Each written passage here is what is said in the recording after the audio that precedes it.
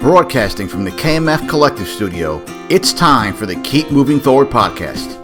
Join us every week as we dive into the stories of remarkable current and former athletes that have transitioned into the real world. Now here's your host, Katie Galley. Hi everyone, and welcome to the 244th episode of the Keep Moving Forward podcast. I'm your host, Katie Galley.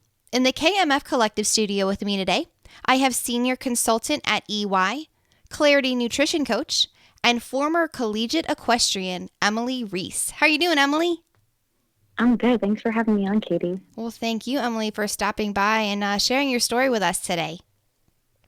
Happy to be here. Thank you. Of course. So, Emily, just to get to know your background a little bit, can you share with us where you grew up and how, if at all, was your childhood shaped by athletics? Yeah, so I grew up in Rockville Center, New York. So that is Long Island, and sports have been a constant. Rockville Center is a huge soccer town. So when you're 5, they pretty much throw a soccer ball at you and you figure out. I figured out really quick that soccer was not for me and tennis was the way to go. So from about 6 to 17, tennis was the main sport I played. I swam and played golf a little bit. I rode horses, but tennis was really the main thing I did, really until my junior year of high school. So what was it about tennis that kind of struck that chord with you and had you play it, up until you were a junior? So, when you're little, they didn't even know if I was a lefty or righty on the court. I'm a lefty, but every coach always wants you to be a righty, so my mom would have to run down on the court and be like, no, really, she's a lefty. Please put the racket back in the other hand. And I picked up on it pretty quick. Had some success on smaller scale, just within the clubs we were at, and realized that I was pretty good. And from there, just really enjoyed putting the time in. So probably from middle school on, I would play a few hours a day, and then we would travel on the weekend to tournaments. Mm-hmm. So it was pretty much all I did. If I wasn't playing, I was coaching, and then I would ball girl at the U.S. Open in the summer because Queens was only about a 30-minute drive from where I lived. Wow, that's really cool. So what was that like being a ball girl at the U.S. Open? Obviously loving tennis and getting thrust in that sport, but then having an opportunity like that.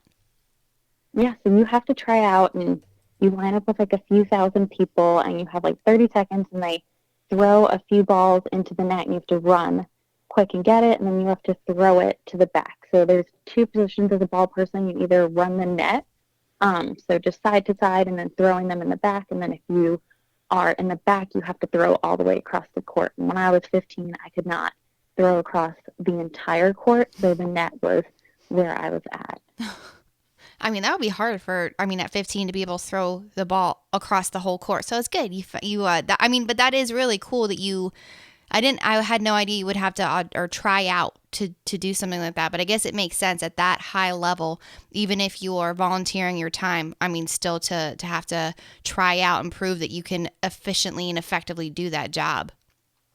Yeah, so the U.S. Open, I'm not sure, to be honest, how accurate this still is, but when I did it a few years ago, it's the only slam that they do pay the ball people for, and it gets to be a pretty exclusive, selective process. So I think I did 4 tryouts before I actually got my position. Wow. That is intense. It's a lot of running back and forth. Yes. Seems that way. So, after 4 tryouts and what made you want to keep going back? You just wanted the prestige of being able to say, yes, I was a ball girl at the U.S. Open. What was it about it that made you keep coming back and want to finally get that job? So just how it starts, the whole process of it is you're on the grounds of where they play, and we used to do a lot of USTA tournaments there because when it's not open season, they do open the courts to that. But growing up, I played with coaches who either had players there or hitting partners there, so we were always part of the mix, but never really in the mix. So I wasn't playing at that level, so being on court, that was the closest I could really get to it. That is really cool. Wanting to just be near it, be in that atmosphere and have that opportunity to really kind of sees that. And so then Emily, having that love and that passion for tennis in so many different ways, all the way up through, you said, your junior year of high school. So then looking forward, did you have aspirations to play in college? Where did equestrian come into play then? And, as far as looking forward for your athletic career? Yeah, so from the start of high school, it was like all about tennis, how I'm going to get a ride somewhere, looking into what teams I wanted. Like my freshman year, I was that annoying kid who showed up and they were like, okay, play the whole team. And I beat everyone who was there. So they must have loved me. And so much. And then junior year, I just had to switch coaches to be on my school team. And I was really not happy. And I remember looking at my mom like during match and I was like, I'm done. Like, I don't want to play. I don't want to be here. And she was like, okay, well, just win so like we can be done. And put the match away, and that was it. So transitioning from, being a full-time athlete, even though like not being at that college level yet, like that was all I knew how to do. Like I wouldn't really like go out with my friends on the weekends because I always had practice or a match. So I had kind of like a dabbling into track because I was like, well, we sprint in tennis, maybe I can do that. So I did some track camps and I totally tore my groin, and that was the end of that pretty quick. Oh, geez. My senior year. Yeah, just like it was not great. But when I finished playing tennis, Hurricane Sandy hit like 2 weeks later, and we had no power. We didn't have it like nearly as bad as some parts of Long Island did, but there was a CrossFit gym that just opened and they had power. And ESPN was like what was playing. It was the CrossFit Games, and it's like back in like Annie's prime. And I was like, I got to do this. So I started CrossFit at 16, and that's kind of like what filled my gap, which is so crazy to think. Like, I didn't think I had a gap then, but I put so much effort into it, and it became pretty much what I did. Yeah. And that makes sense. I mean, you're right. Like reflecting back, it's hard to say, what, at 15, 16 years old, having that gap in your life, but it's true. I mean, at any age, whenever your athletic career not necessarily comes to a close because it didn't, but making that transition from one sport to another and trying to find that passion and that love again, that is a gap. It's something that's missing, and you're trying to figure out what can fill it next. What is that thing I'm so passionate about, I love so much, that can fill that void that tennis then left? Yeah. So then when it was time to go to college, CrossFit's great, but at the end of the day, it's kind of not where you're meeting a bunch of like people your age. I think it matters really on your gym, but going into college, I was like, okay, like I need to be involved. Like I need to find, a way to make friends in a new city. And I actually went to Charleston a week early to rush, like to be in a sorority. Mm-hmm. And I found out really, really quick that it wasn't for me. It was great, but it just wasn't up my alley. So I kind of had this panic of like, okay, what am I going to do to meet people? And I went on the College of Charleston's like athletics website, and I was like, okay, their tennis team only has 9 spots. Like they're all recruited, but they had an equestrian team. And I was like, okay, well, I rode like all through middle school and it wasn't bad, but I haven't sat on a horse in 4 years. So I look up their record, and the year before they finished second in the nation. I was like, oh, what am I getting myself into? So I emailed the coach and I was like, this is like my name, this is my experience, what kind of comes next? Like when are tryouts? Because, it's not like basketball. So there's like not a ton of money. So everything at College of Charleston is you try out when you're there. There's no recruiting beforehand. So I got in an Uber and I took a lesson the day before the tryout to make sure that I could like sit on a horse again and that this is what I wanted to do. And I had such a fun time that the next day I went, and I think the team was about 40 people, and I think like every year like 20-ish tried out. Not everyone made it. So I was like, okay, there's no way, but it worked. And later that night I got an email and it was like, you made the team. And I was like, what did I get myself into? Wow. That's crazy though. I mean, you dabbled, I guess, in riding horses before, but then having the opportunity to try and go after it again in college. I mean, at the collegiate level, that's no joke, trying out and then making the team. And so, Emily, can you talk a little bit about equestrian and what goes into that? So when you are trying out for the team, is it more I guess like when you're riding the horse, is it you have to go through certain obstacles? What is what is equestrian, and do you do specific events within it? How does it all work? Yep. So how we rode, it's like a hunter style. So there's Western and then there's English. And then within that, our team did not have any Western. We did all English riding. And then what I did was a flat class. So how I explain that to like non-horse people is everyone is in the ring. So it'd be like 6 to 15 people. And you're all on horses, and pretty much the judge is watching you, and it's like a game of Simon Says. So when they say canter, you canter. When you trot, when they say trot, you trot. And then when it's time to turn around, they call all of that out. And then when you're done, you all go stand in the middle and you line up with your numbers to the judge, and then they call who wins the class. Wow. So it's I guess the judge, the person who's leading it, they're saying what you do or what the horse should do, and you as the rider have to then tell the horse what to do, and they have to perform that movement, I guess. Yep. And then so how it works with IHSA, which is what I rode within in college, is you show up. So Clemson, for example, is someone we rode against, and I would pull out of a hat of who I would ride, and it wouldn't always be a horse from my school. So you would get a sheet, and it would be like this horse, just like characteristics about them. So like some might be very forward. So that means like if you put your leg on them to go, you might not want to like ask for too much because they might take off, or they might be a little slow. So all you got was this piece of paper that has these characteristics that, to be honest, aren't always true. And then you don't get to practice. You sit on them and you walk in the ring and you start your game of Simon Says. Jeez. That's intense. I mean, not so you could have no real knowledge of what the horse is like that you're about to ride. I mean, I guess they would have to have some abilities that haven't had been in a ring before, I guess. But other than that, you can't possibly know exactly what will happen. Nope, it's kind of a free-for-all, which adds to it. There's definitely some better draws that you get lucky with, and sometimes you're like, oh goodness, like, how is this one going to go? But it really takes away that advantage of having your own horse, and then no one on the team had to have their own horse. So all of the horses at our barn were donated, and when we would go to practice, it would always be a different name on the sheet, so you wouldn't just get used to riding the same horse over and over. And that's smart. I mean, I guess you would have to be ready for that. The only thing I can think of is the unknown and the unknowable, which is CrossFit. But that obviously applies to equestrian too, because I mean, having to be prepared for that. So Emily, when you, I guess in those instances when you were competing, do you have a most memorable experience of maybe something that went really, really right, or maybe something that went really, really wrong one time with whatever horse that was chosen for you? So I went postseason for 2 years, and my freshman year we were up in Massachusetts for nationals.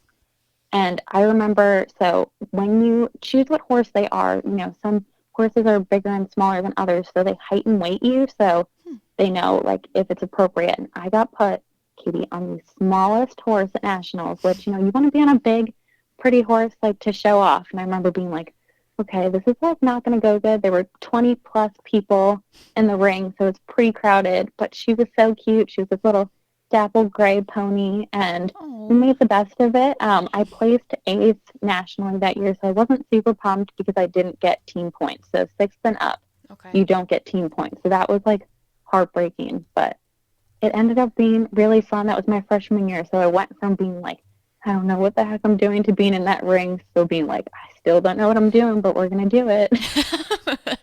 That's such a good perspective to have and a mentality. I mean, you can, at any given time, you just really have no idea what you're doing, especially if you're pushing yourself out of your comfort zone like you did. I mean, wanting to play tennis and loving the sport of tennis, but then saying, hey, you know what? I want to play a sport in college. Let's see what equestrian does for me. And then just being willing to walk through those doors of opportunity. And so, Emily, did you compete then for the College of Charleston all 4 of your years there? I did. So all 4 years, and then we ended our senior season at home, which was really fun. So I got to ride. I pulled one of our favorite horses that we had. I got to ride her, and I won my final show with my family there. So being in Charleston and riding horses in college was magical. I went to school on the beach and rode horses. I don't really know how it happened, but it was so great. That honestly, that sounds so perfect. It like it could not possibly get better than that. The beach and horses. There you go.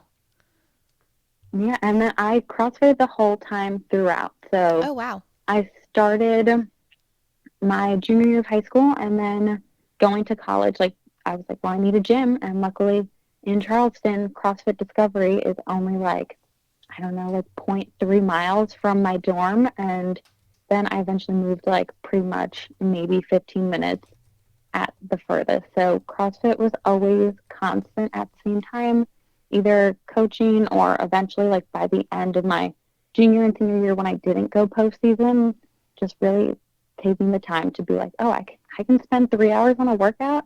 Why not? Yes, I love it. I love it. And Emily, I mean, um, that's great that you had that chance then to continue CrossFit, falling in love with it back when you were 16 and learning about the sport then. But what even initially brought you from Long Island down to Charleston? Was it strictly because of the College of Charleston and wanting to take your hand at being an athlete there? I mean, how did you end up coming down to South Carolina? Yeah, so I knew I was pretty over the winters in New York. It was Yes. pretty snowy when I graduated that year. And I was like, okay, I'd like to go to the beach, but California was really far from my family. And I wasn't ready to do that. I had family in Atlanta, so I looked at Georgia Tech, but I did like a few meetings there. And I was like, okay, everyone is really, really smart here. And I'm just not really fitting in as well. So I had a good friend whose sister went to College of Charleston. They said it was like this beautiful town. There was great shopping.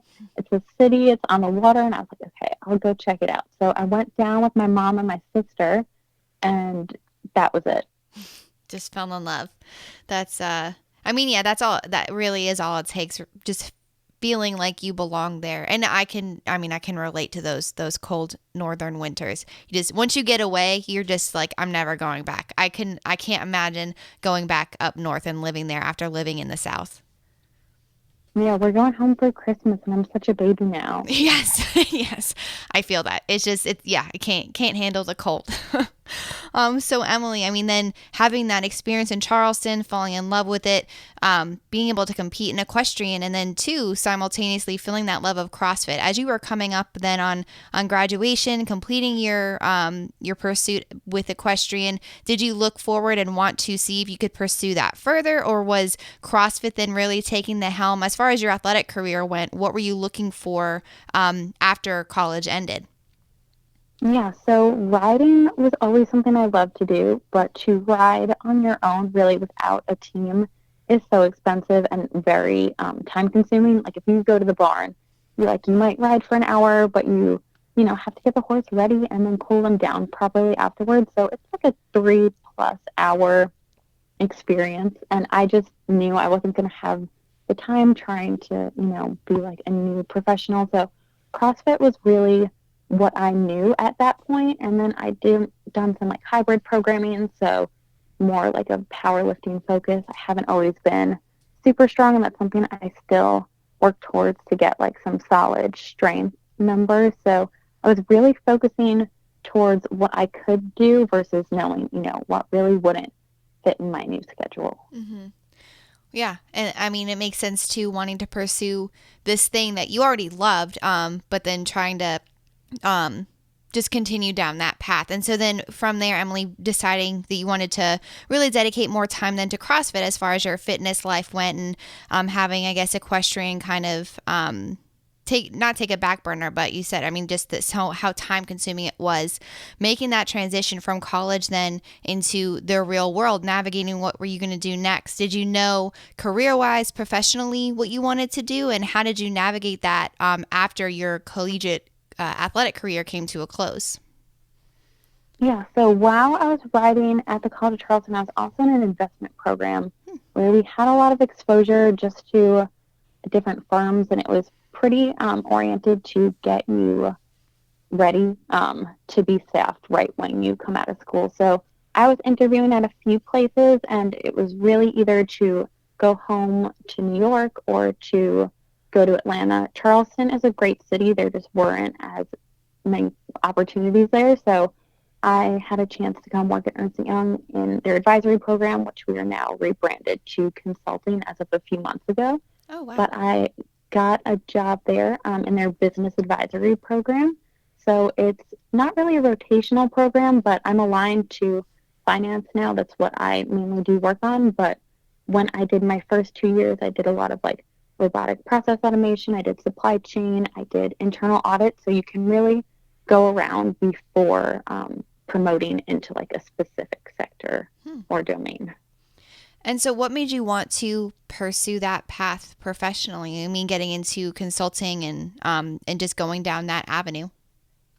Yeah, so I didn't really know what I wanted to do 100% coming out of school, and how consulting works is it can be every 2 months, it can be every 6 months, it can be up to a year. Mm-hmm. You switch projects, so you get a lot of different experience and you get to see a lot of different clients. So it's not like you're only working with your EY team. I am client facing, so I have different client teams we work with.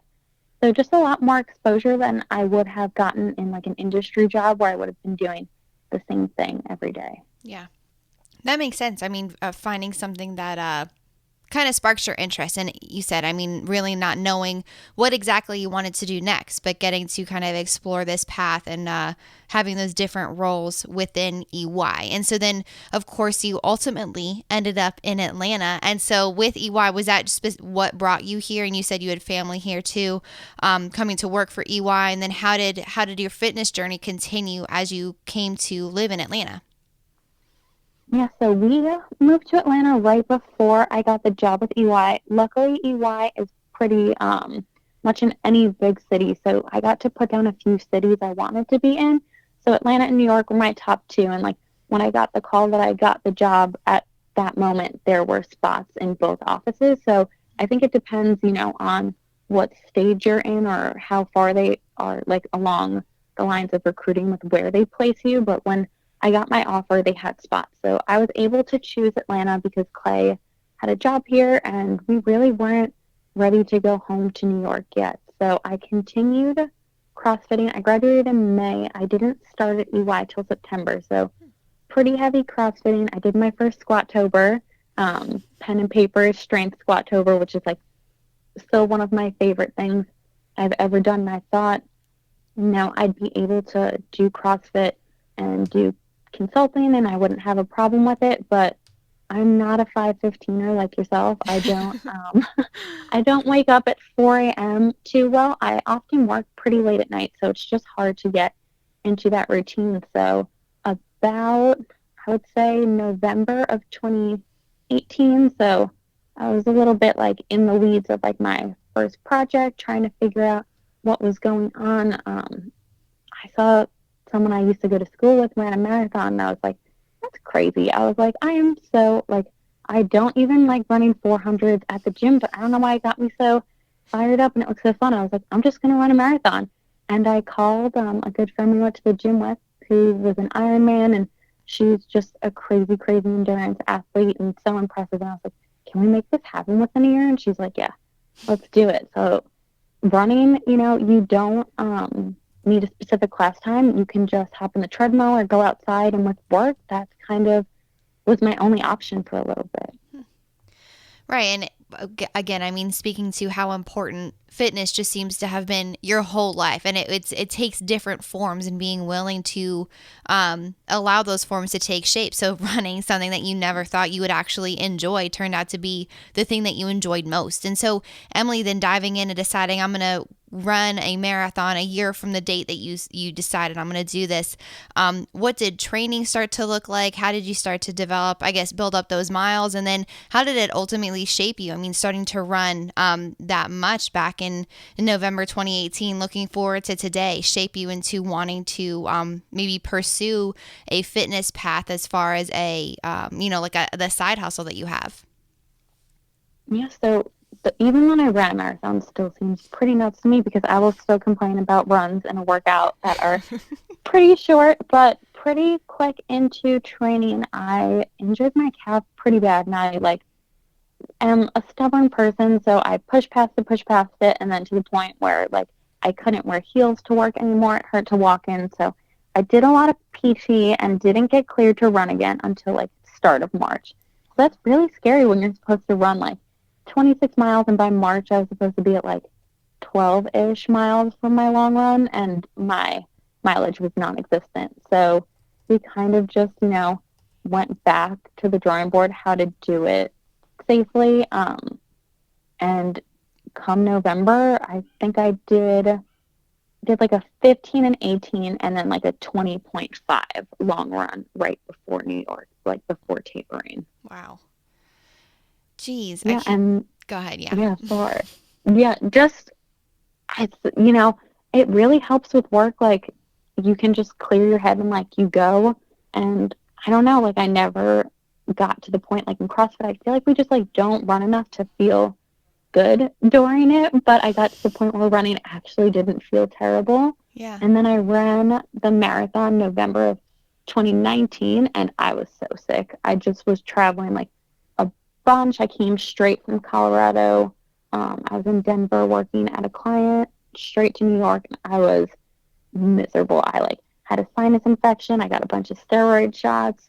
I was like hot from them, and the marathon was really fun, but like didn't hit any goals I had there. I think I was sick for like the next month. So I don't regret the training, but like I can't wait to do it again and do it the right way because I was so grumpy about it. Like if you ask, like I was sick and grumpy like the next month. I just trained for 6 months and that sucked. So I'm gonna do it again, and it was so much fun. And in the moment, like you're having a great time. And I did it with my aunt, and it was like both of our first times there, and like I saw my family along the way. But if I could not be sniffling, if I could like breathe and not have my throat constricted, I think it would just be a better time. Yeah.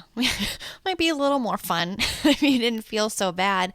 But too, I mean, you hit on it. It's like you still had a good time despite feeling awful. But then too, the idea that you can hang your hat on the fact that you ran a marathon. I mean, 26 miles, that is no joke. And even leading up to it, when you weren't able to train as much as you wanted to, running that 20.5 beforehand, it's just, thinking about that is kind of unfathomable. But to add on top of that, the fact that you were so sick and you were still determined and you were like, nope, I'm still going to finish this no matter what. And then again, to want to run it again, to want to run another marathon on top of that. And it's just, I guess once you catch that bug, even though it can feel terrible, just like CrossFit, like you said, right? It can feel terrible, but it makes you want to keep coming back and prove that you're better than you were the last time.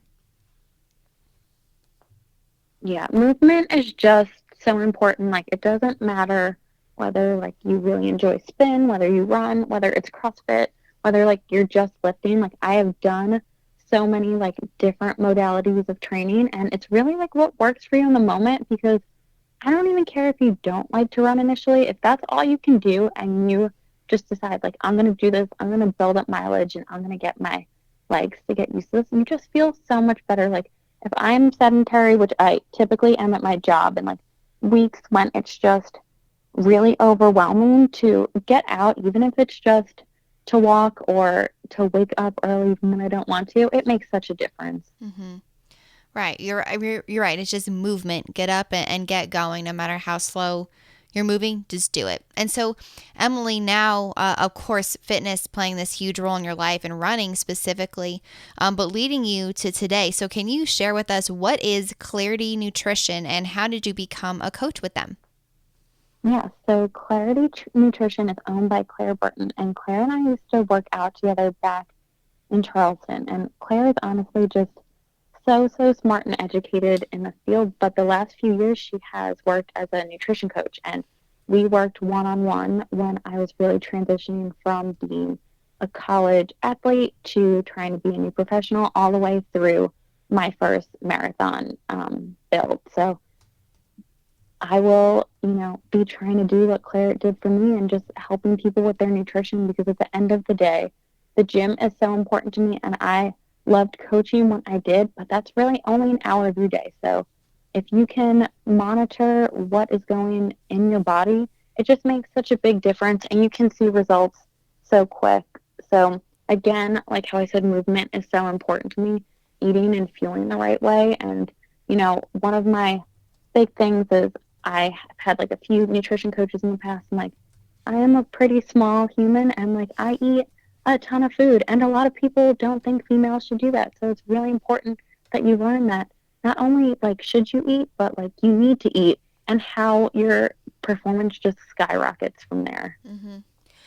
You're so right. I mean, it's shifting then that whole mindset. It's more than just what you should eat. It's shifting the mindset of, okay, you need to eat to fuel yourself properly in order to reach the levels that you want to, even if it's just getting up and moving, that strict movement, or if it's you're trying to run a marathon, whatever it is, it's the importance of stressing that nutrition as that key piece. And so, Emily, within Clar-e-ty Nutrition, is it like a program that you had to go through in order to become a coach? How does it work? So the last few months I've been doing a mentorship program with Claire, and then Ashley too will be coming on at the same time. So we will both be taking clients as of January. So we've been working with Claire. I know the process pretty well from being a client, but really seeing the other side to prep. And then I did my precision nutrition certification earlier this year. So really just building off of that and using Claire's expertise to get familiar, to get started really soon. Yeah. And that's so exciting. I mean, in just a month, you'll be able to then start taking clients and really pursuing this passion of yours and this love. And so, Emily, within Clar-e-ty Nutrition, I know you've just begun your own journey with it, but what do you hope to achieve ultimately through becoming a nutrition coach and helping people through their own lives? I think it's just showing people that, if you take just a small amount of time, like you don't need to do crazy meal prep, you don't need to weigh everything out, but just giving yourself some grace to start with, but then also just putting in the smallest amount of effort, you can really see some changes. So at the end of the day, what you're putting in your body is either going to help or hinder you. So it's just making those choices and being consistent, because this week, we were talking about Thanksgiving a lot, and so many people are so nervous, they're going to have dinner where you might have like 3 or 4 times the amount of calories, and they're like, well, I need to run or I need to exercise it off. And if you're consistent most of the time, like, you can just enjoy that meal and you don't need to worry about it. Like, eating isn't something you need to be afraid of. You just need to be educated to make the right choices. That makes a lot of sense. And you're right. I think it can be so easy to get swept up in, if I'm going to eat this much food, I have to work out this much, or I can't then eat lunch or breakfast the next day if I'm going to eat this big meal specifically for Thanksgiving. It's then more, again, like you said, it's more so, it's of course, outlining and helping people know what to fuel and put in their bodies, but too, it's that mindset shift of, okay, how am I going to approach my relationship with food? Yeah, it definitely, like, I think, most females and, males as well, but everything in the beginning was like, oh, you should eat 1,200 calories to lose weight. And like, I eat more than double that, and how I look and how I feel and my performance is just so high that you don't need to be afraid of eating. And like, if you want a donut or you want a piece of cake or you want some ice cream, like, that's okay, but also like be an adult and eat some vegetables sometimes too. It's just a game of balance. Yes. That's a good point. I mean, you can indulge, but also, I like it. Be an adult, eat a couple vegetables. It's fine. It's not going to kill you. Well, so Emily, I mean, you've clearly accomplished so much in your life to date, and are set on this trajectory to, you got this side hustle going with your pursuit of fitness and nutrition and helping people achieve their best selves. But then too, working with EY and having climbed in the ranks there and on these 2 incredible paths, and looking forward, knowing, of course, you have so much left you are still going to accomplish. But I just have one final question that I ask all of my interviewees. What do you want to be remembered for? Oh, that's a hard one. I think I'd want to be remembered for helping people see what they're capable of and how good they can feel, whether that is through nutrition or movement. Just see what they are capable of. Thank you all for tuning in. I hope you enjoyed today's episode. To learn more about our guest, check out the show notes at keepmovingforward.us. While you're there, go ahead and subscribe to our newsletter to stay up to date on all things coming out of the KMF Collective Studio. Always remember, you can beat the odds and go the distance. if only you keep moving forward.